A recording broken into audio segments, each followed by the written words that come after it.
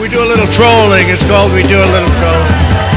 Dress hang on designer everything. $1,000 a month. What more do you want from me?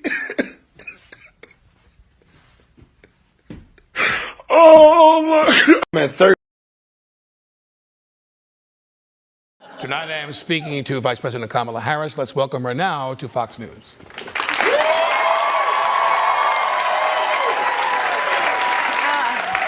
Well, thank you, Brett. Pleasure to have you here with us. Thank you, Brett. Yeah. The pleasure is neither of ours. Well, thank you, Madam Vice President.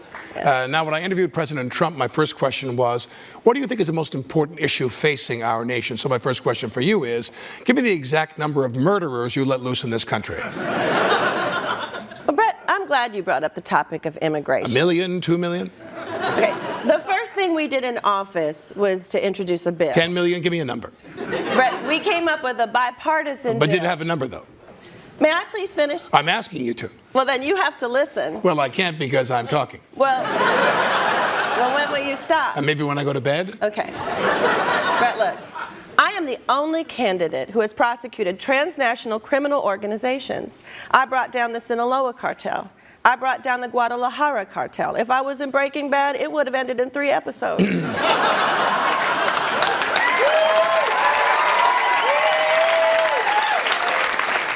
Madam Vice President, are you here to answer questions or just looking for a viral moment? Oh, please, I am not looking for a viral moment.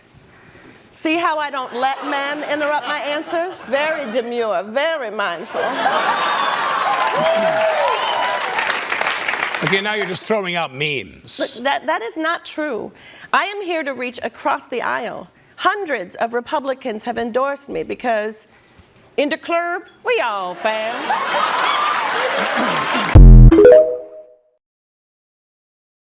Madam Vice President, thank you for the time. Thank you. It's good to be with you, Brett. You know, voters tell pollsters all over the country and here in Pennsylvania that immigration is one of the key issues that they're looking at this election, and specifically the influx of illegal immigrants from more than 150 countries.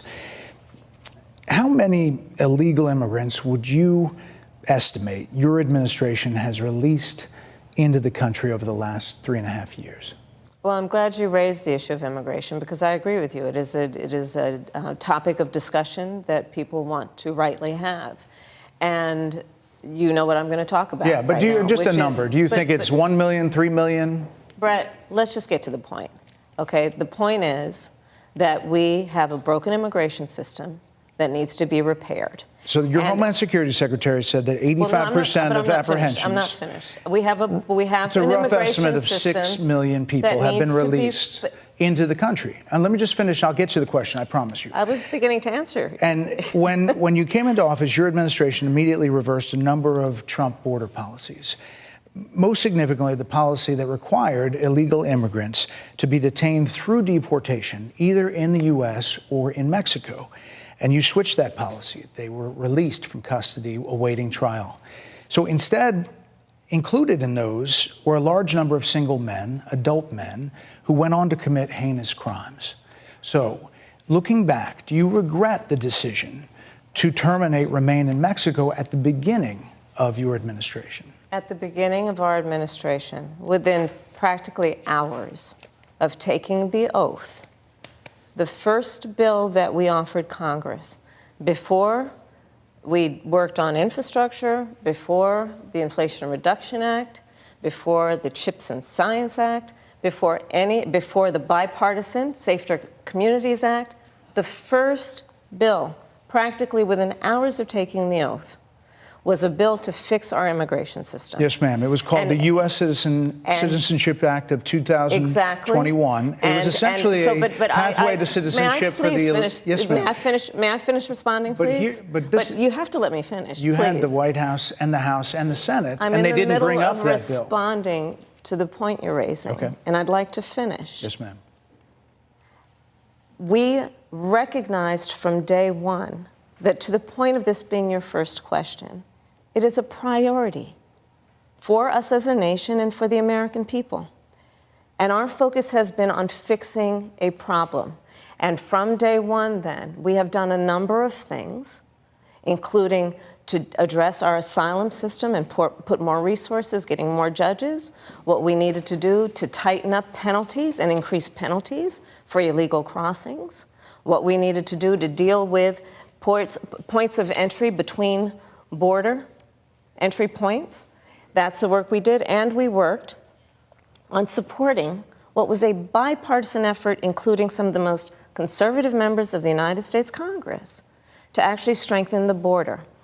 That border bill would have put 1,500 more border agents at the border, which is why I believe the Border Patrol agents supported the bill. It would have allowed us to stem the flow of fentanyl coming into the United States, which is a scourge affecting people of every background, every geographic location in our country, killing people.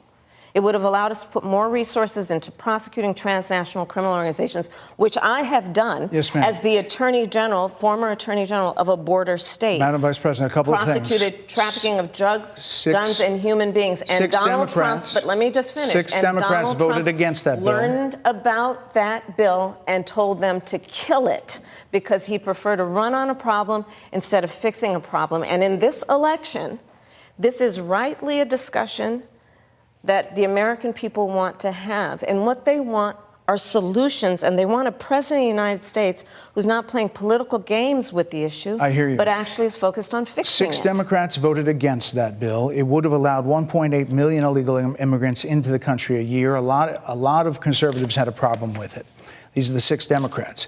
But more importantly, back to the original premise, Jocelyn Nungari, Rachel Morin, Laken Riley, they are young women who were brutally assaulted and killed by some of the men who were released at the beginning of the administration, well before a negotiated bipartisan bill. Former President Clinton actually referred to Laken Riley Sunday campaigning for you in Georgia, saying if those men had been properly vetted, Laken Riley probably would not have been killed. So if it wouldn't have happened, this is well before any negotiation. This is well before Donald Trump got involved in the politics. This is a specific policy decision by your administration to release these men into the country. So what I'm saying to you, do you owe Brett, those families an apology? Let me just say, first of all, those are tragic cases. There's no question about that. There is no question about that.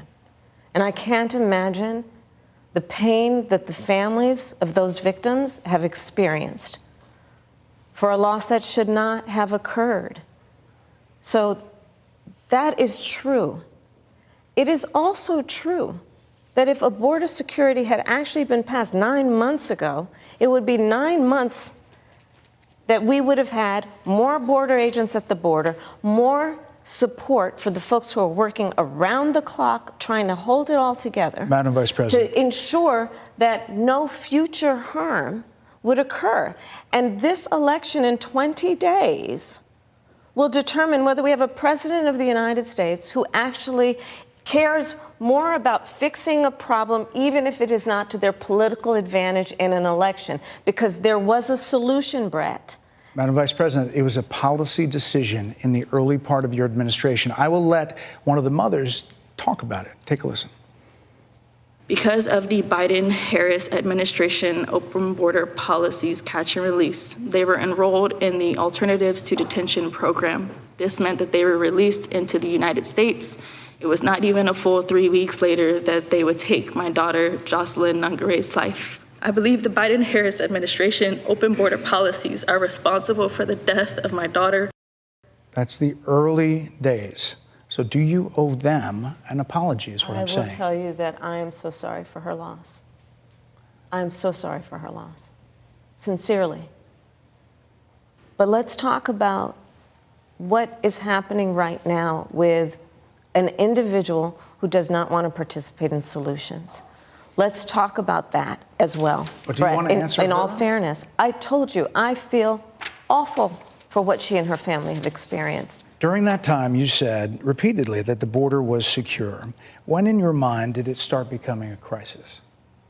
I think we've had a broken immigration system transcending, by the way, Donald Trump's administration, even before.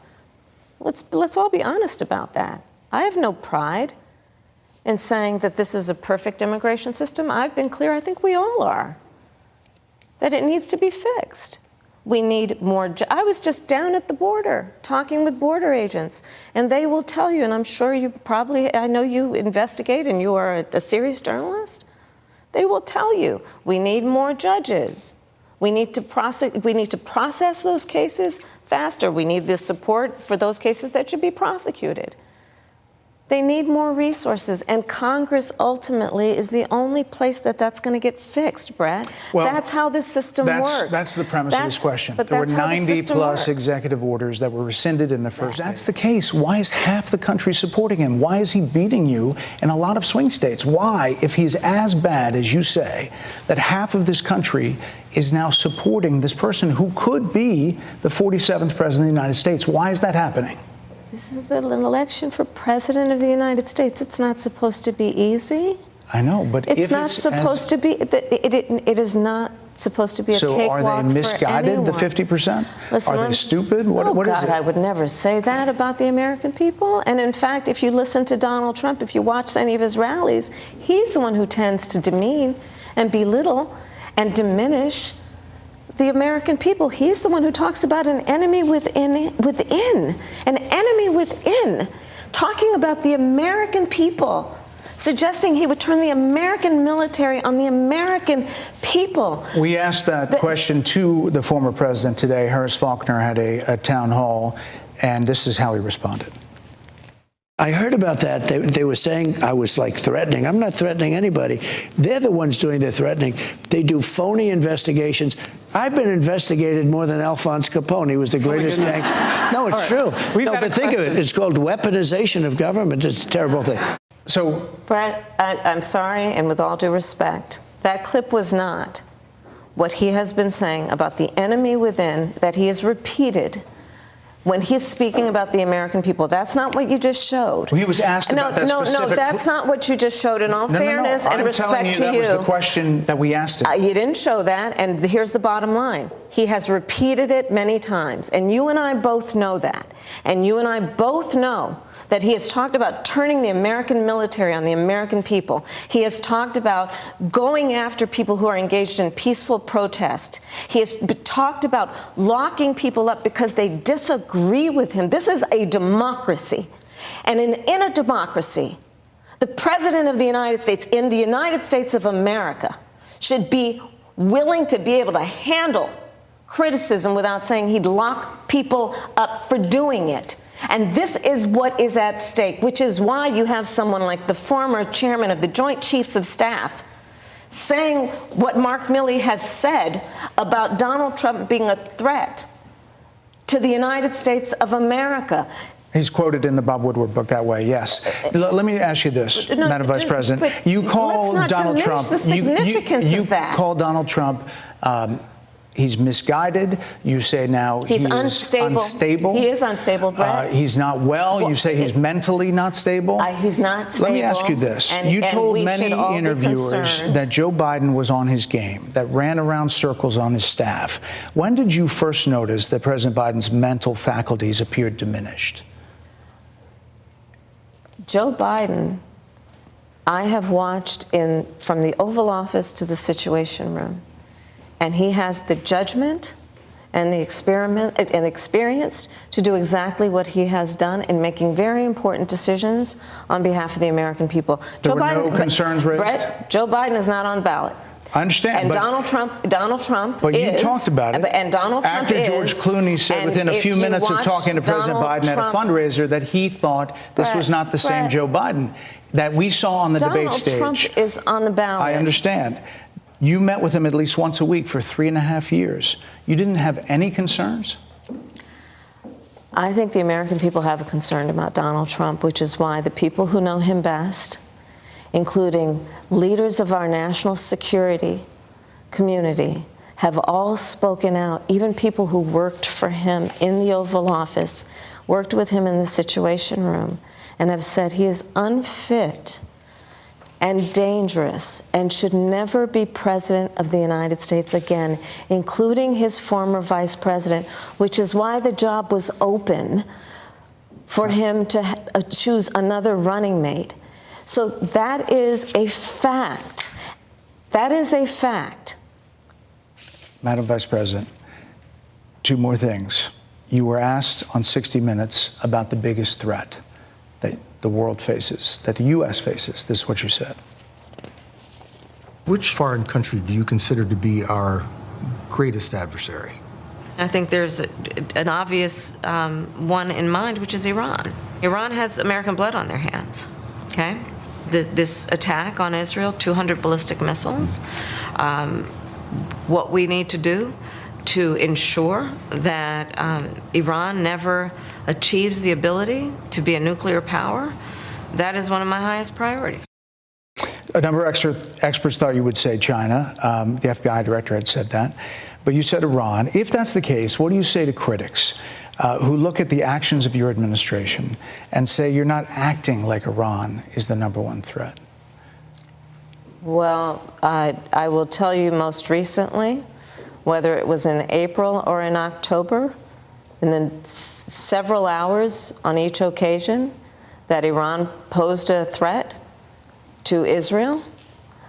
I was there, most recently in the Situation Room, in the most recent attack, working with the heads of our military and doing what America must always do to defend and to support Israel in its requirement to defend itself, and to give American support to be able to allow Israel to have the resources to defend itself against attack, including from Iran and Iran's terrorist proxies in the region.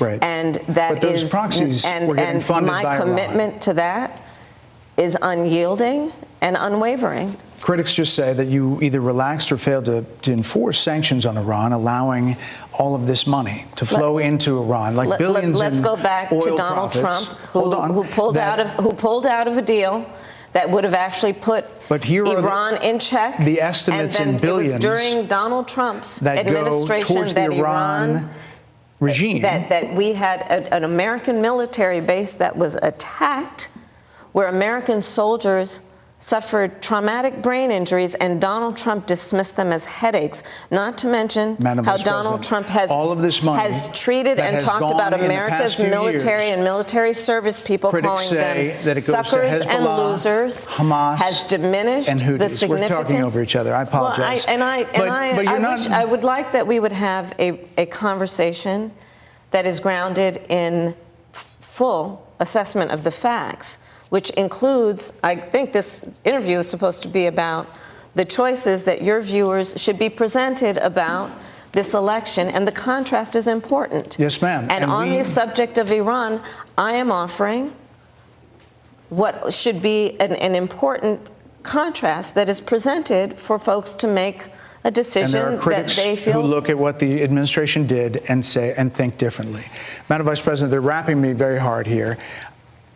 I hope you got to say what you wanted to say about Donald Trump. There are a lot of things. There's more to say. I have much more to say. There are a lot of things that people want to learn about you and your policies, and that's why we invited you here. I invite everyone to go to KamalaHarris.com, and you will see that I have 80 pages of policies that are quite comprehensive and should be accessible to anyone who would like to read them.